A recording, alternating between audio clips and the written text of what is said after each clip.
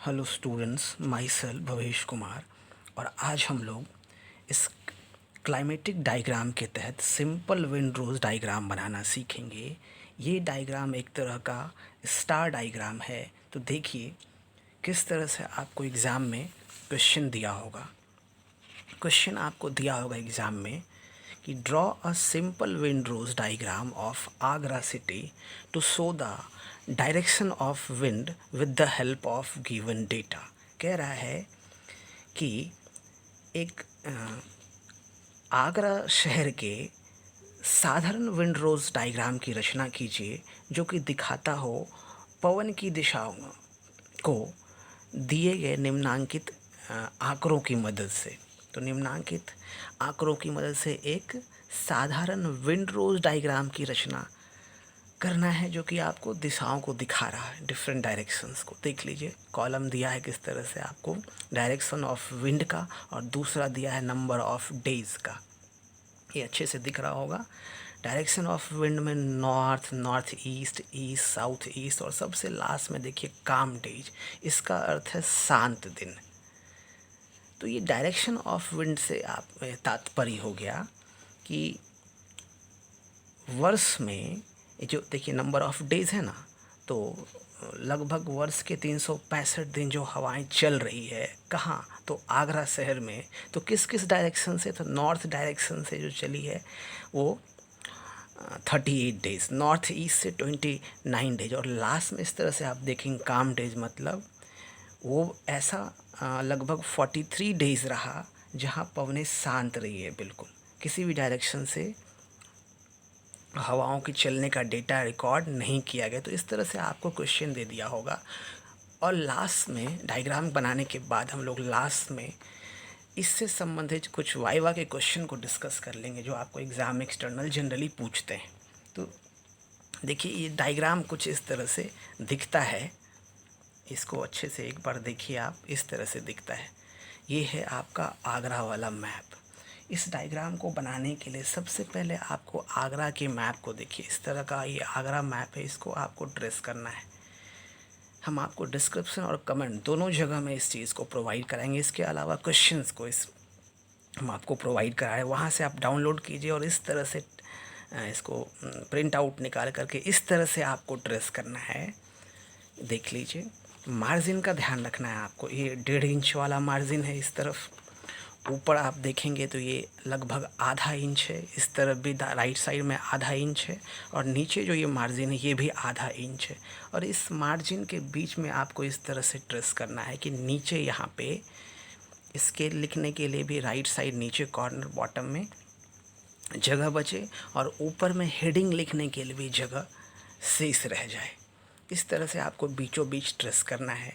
Trace करने के बाद इस आगरा के मैप को ट्रेस कर लेने के बाद इस आगरा के मैप में इस तरह से सिंपल विंडरोज डायग्राम को बनाना है ताकि इसका एक भी भुजा इसके बाहर ना जाए। ये कोशिश करना है ना, इस तरह से बाहर ना जाए। और हम आपको आगे बताएंगे कि बाहर नहीं जाने से फिर क्या है इसका मतलब। तो इसको बनाने के लिए सबसे पहले आपको क्या करना है कि किसी भी रेडियस से, मतलब एक छोटा सर्कल, ये देखिए ना, आधा सेंटीमीटर का रेडियस लेकर के इस तरह से आप एक सर्कल खींच लीजिए। सर्कल खींचने के बाद यहाँ पे 43 आप लिख सकते हैं। ये 43 क्या है, तो ये काम डेज है। यहाँ पे नीचे क्वेश्चन में आपको दिया ना काम डेज 43, इस 43 को आप यहाँ पे लिख देंगे, या आखिर में भी लिखेंगे तो कोई बात नहीं। उसके बाद आपको देखिए 360 डिग्री वाले प्रोटेक्टर को, चांदा को आपको इस तरह से रखना है। इसका जो जीरो वाला जो हिस्सा है ना, ये वाला हिस्सा ये ऊपर होना चाहिए। इस पॉइंट पे आपको इसको इस तरह से रखना है ना। देखिए दिख रहा है जीरो वाला हिस्सा ऊपर हो। ये लगभग नॉर्थ का डायरेक्शन हो गया, और यहाँ 90 डिग्री आपको दिख रहा है, ये ईस्ट का डायरेक्शन हो गया।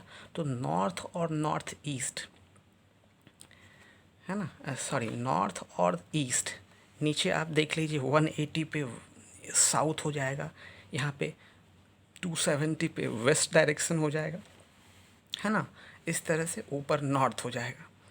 तो आपको क्या करना है, सब पे हर डायरेक्शन पे पॉइंट लगा करके इस तरह से नॉर्थ और ईस्ट के बीच होगा नॉर्थ ईस्ट, यहाँ पे भी पॉइंट लगा, इस तरह से हर जगह पॉइंट लगा करके क्वेश्चन के अनुसार आपको सीधी रेखा खींच लेना है।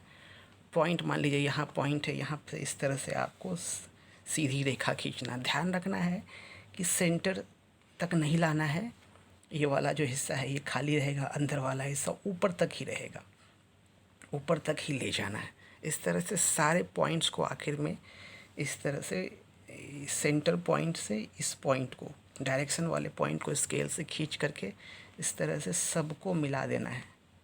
समझ रहे हैं? इसके बाद क्या करना है, आप स्केल पे ध्यान दीजिए। स्केल आप कैसे मानेंगे, तो स्केल क्वेश्चन देख लीजिए, है ना, नंबर ऑफ डेज है। चूँकि अगर हम स्केल इस तरह से माने कि 1 सेंटीमीटर इक्वल्स टू 10 डेज, अगर ये स्केल आप ले करके मान करके चलते हैं, ज्यूम करते हैं, तो फिर क्या होगा कि 2 centimetre equals to 20 days, 1 centimetre equals to 10 days, तो 2 centimetre equals to 20 days, 3 centimetre equals to 30 days, 4 centimetre equals to 40 days. तो अब क्वेश्चन में देख लीजिए कि नॉर्थ डायरेक्शन में कितना डेज है, 38 डेज है ना। तो 38 डेज कितने सेंटीमीटर पे दिखाया जाएगा? 1 सेंटीमीटर 10 दिन, 2 सेंटीमीटर 20 दिन, 3 सेंटीमीटर 30 दिन, 4 सेंटीमीटर 40 दिन। तो 38 दिन को दिखाने के लिए लगभग 3.8 सेंटीमीटर। तो यहाँ से आप देख लेंगे 3.8, यहाँ पे 3.8 है ना, इसको यहाँ पे रख करके इस तरह से जहाँ पे होगा ना वहाँ पे आप इस तरह से ऐसा काट देंगे, ऐसा काट करके पॉइंट लगा देंगे। लाइन तो आपका पहले से खींचा था, है ना। फिर आप नॉर्थ ईस्ट डायरेक्शन में देखेंगे, तो नॉर्थ ईस्ट डायरेक्शन का डेटा देखिए, है ना, 29 है ये, फिर 27 है, फिर 13 है। इसी तरह इसी स्केल पे जो आप माने हैं नीचे 1 सेंटीमीटर इक्वल्स टू 10 डेज, तो नॉर्थ ईस्ट के लिए 29 डेज है। 29 डेज को आप 2.9 सेंटीमीटर की रेखा पे दिखा सकते हैं। तो ये देखिए 2.9 सेंटीमीटर है ना। इसी तरह से नेक्स्ट है आपका ईस्ट डायरेक्शन में 27 डेज, तो 2.7 पे आप दिखा सकते हैं, देख लीजिए। फिर आपका साउथ ईस्ट में है ये वाला साउथ ईस्ट डायरेक्शन, तो 13 डेज है। 13 डेज के लिए 1.3 सेंटीमीटर पे आप दिखा सकते हैं, 1.3 सेंटीमीटर है। तो मेरा कहना ये था कि सबसे पहले आप क्या किए थे कि रेडियस खींच करके 360 डिग्री का चांदा रख करके इस तरह से, और हर दिशाओं के ऊपर आप पॉइंट लगा लिए थे। उस पॉइंट से आप क्या किए थे, स्केल रख करके इस तरह से आप मिला लिए थे, इस तरह से मिला लिए थे सारे पॉइंट। उसके बाद क्या किया आप कि स्केल को मान करके उस स्केल के पे आप क्या कर रहे हैं कि काट ले रहे हैं। मान लीजिए काट करके यहाँ पे ये 38 डेज था, तो ये 3.8 में 38 डेज़ को दिखा देगा। यही स्केल हम लोग माने हैं 1 centimetre equals to 10 days.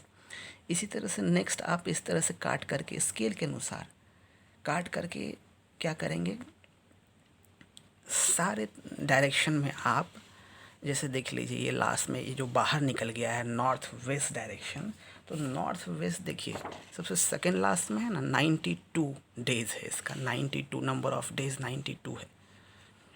92 days को 9.2 सेंटीमीटर पे आप दिखा सकते हैं, तो ये लगभग 9.2 सेंटीमीटर है, यहाँ पे देख लीजिए, है ना। तो इस तरह से आप स्केल के अनुसार सारे को आप दिखा देंगे।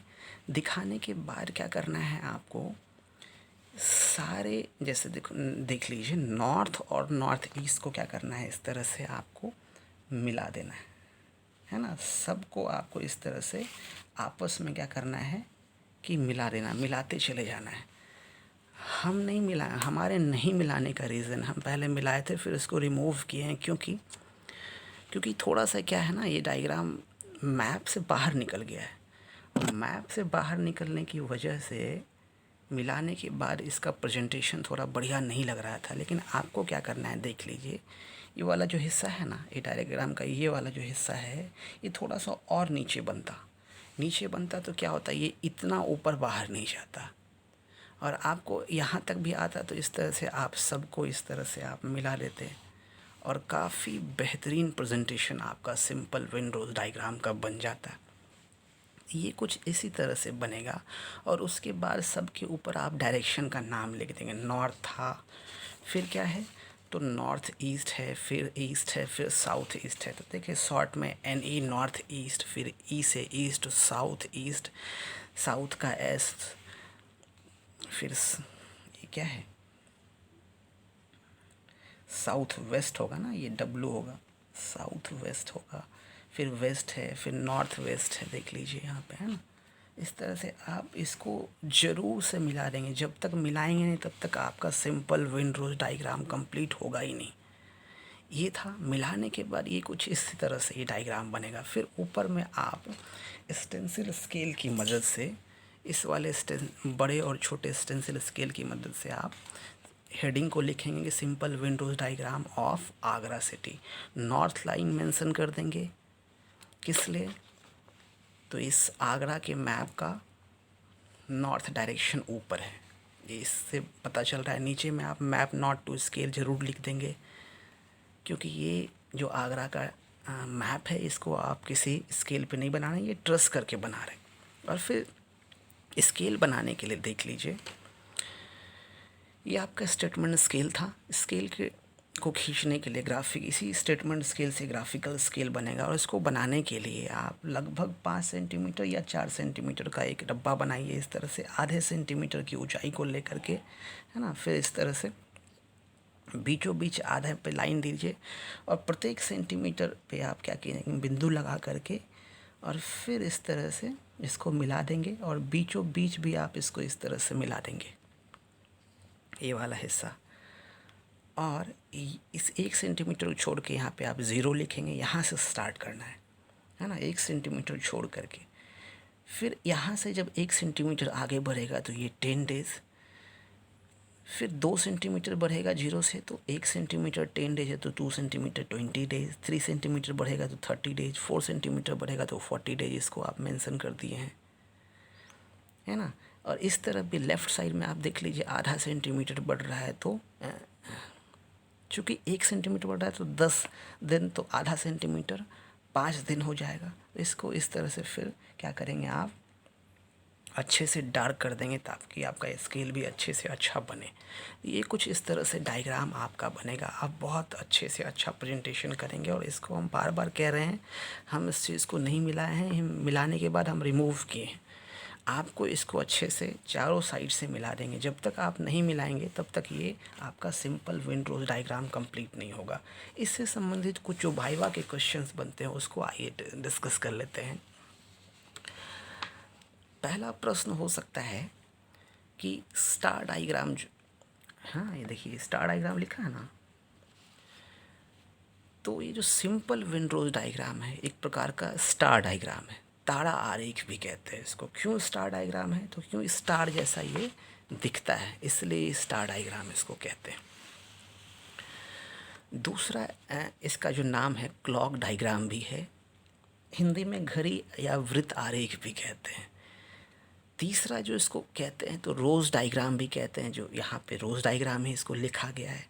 फिर और भी जो इसका नाम है वेक्टर डायग्राम की नाम से भी कभी कभार इसको बुलाते हैं। तो ये कुछ नाम हैं जो कि सिंपल विंडोज़ डायग्राम के लिए यूज़ किया जा सकता है। स्टार डायग्राम को आप इन नामों से बुला सकते हैं। अब टाइप्स देख लीजिए, कितने प्रकार से ये डायग्राम बनता है, कितने रूपों का ये होता है।